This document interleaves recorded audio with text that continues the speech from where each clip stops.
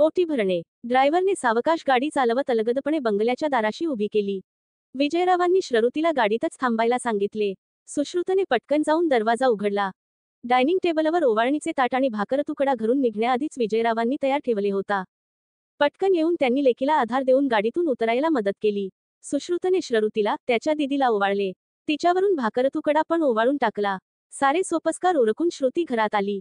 विजयरावांनी तिची खोली व्यवस्थित आवरून ठेवली होतीच, पण तिची डिलिव्हरी झाल्यावर तिच्या खोलीतच सर्व गोष्टी तिला हाताशी मिळाव्यात अशा प्रकारे सगळ्या सोयी करून घेतल्या होत्या. अगदी बाळाच्या पाळण्यापासून ते दुपटे लंगोटापर्यंत सर्व जय्यत तयारी केलेली होती.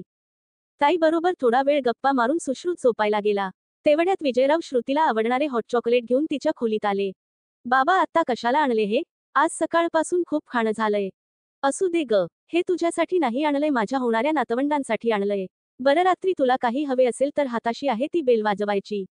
उगाच आत्ता कोणाला त्रास नको असले विचार करायचे नाहीत. तुला 9वा महिना लागला की आपल्या कुसुमताई रात्रीच्या इथेच राहायला येतील. त्यांनी तुझ्या बाळंतपणाची जय्यत तयारी केलीय. दुहेरी अवतरण चिन्ह. बाबा किती कराल? आई असती नंतर तिने सुद्धा एवढे काही केले नसते.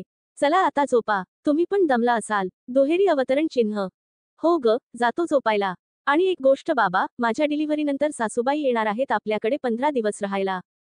हो, त्या म्हणाल्या मला, काही काळजी करू नका, तुम्हाला लेकीची डिलिव्हरी माहेरी करायची आहे ना, तर तसंच करूया. मी येईन तिथे राहायला काही दिवस. आई किती प्रेमळ आहेत नाही? दुहेरी अवतरण चिन्ह. हो ग, देवमाणसे आहेत तुझ्या सासरकडची सारी. किती सांभाळून घेतात. आजच बघ नम तुझी जगावेगळी मागणी पण त्यांनी सहज मान्य केली. दुहेरी अवतरण चिन्ह. बाबा जाऊ द्या आता तो विषय. तुम्ही पण खूप थकलाय. चला झोपा बघू आता. उद्या मला रगडा पॅटीस करून खायला घालणार आहात ना, मग तयारी करायला लवकर उठायला लागेल. चला झोपा बरं, मी पण झोपते. दुहेरी अवतरण चिन्ह. विजयरावांनी मायेने लेकीच्या डोक्यावरून हात फिरवला. लाईट बंद करून नाईट लॅम्प लावला आणि ते झोपायला आपल्या खोलीत गेले. कपडे बदलून आरामखुर्चीत विसावले. समोरच विदुलाचा, त्यांच्या पत्नीचा लाईफसाईज फोटो होता. आरामखुर्चीत बसून तिच्या फोटोशी मनातले सारे सांगायचे हा त्यांचा कितीतरी वर्षांपासूनचा प्रघात होता. श्रुतीची 10वीची परीक्षा झाली आणि त्याच सुट्टीत रस्ता ओलांडत असताना विदुलाचा ॲक्सिडेंट झाला. तिथल्याच एका दगडावर डोके आपटल्याने ती कोमात गेली आणि 4च दिवसात मुलांना आणि आपल्याला पोरके करून गेली. एवढी संपत्ती, उत्तमातले उत्तम डॉक्टर काही करू शकले नाहीत. श्रुती आणि सुश्रुत यांनाही जबरदस्त धक्का बसला होता. विजयरावांचीही तीच अवस्था होती, पण मुलांसाठी त्यांनी स्वतःला सावरले. आधी कधीही इकडची काडी तिकडे न करणारे विजयराव नेटाने सगळे शिकले. सुदैवाने दोन्ही लेकरे समजूतदार होती. दोघेही जण विजयरावांना घरात मदत करत. घरातल्या जुन्या नोकरांनी देखील खूप मदत केली. कुसुमताई, स्वयंपाकाच्या बाई आणि पार्वती यांच्या जीवावरच तर घराची घडी नव्याने बसली. तशी गरज नव्हती तरी विजयराव अगदी पुरणपोळ्या सुद्धा करायला शिकले. विदुलाला पदार्थांच्या रेसिपी अगदी बारकाव्यांसकट लिहून ठेवायची सवय होती. विजयराव अनेकदा त्यावरून तिची चेष्टा करायचे, पण आता तीच वही त्यांच्या उपयोगी पडत होती. त्यांच्या कारखान्यात एमानी नोकरमाणसे होती, त्यामुळेच श्रुती 12वी आणि सुश्रुत 10वी होईपर्यंत त्यांना दोन्ही मुलांकडे बघायला व्यवस्थित वेळ मिळाला. मोठ्या बहिणी आणि विदुलाकडच्यांनी त्यांना पुन्हा लग्न करायचा खूप आग्रह केला. मुलेही तयार होती, पण विदुलाच्या जागी दुसऱ्या कोणाची कल्पना करणे त्यांनाच अशक्य झाले. दोन्हीकडची माणसे नाही म्हटले तरी दुखावली आणि बहिणीच्या मनात अढीही बसली. विजयरावांनी पण कधीही अडचणीच्या वेळी कोणाची मदत मागितली नाही. आपले आपण निभावून नेण्याकडेच त्यांचा कल होता. खुर्चीवर बसल्या बसल्या ते जुने दिवस आठवत होते. श्रुतीने स्वतःचे लग्न स्वतःच जमवले. अनिकेत तिच्याच कॉलेजात शिकत होता.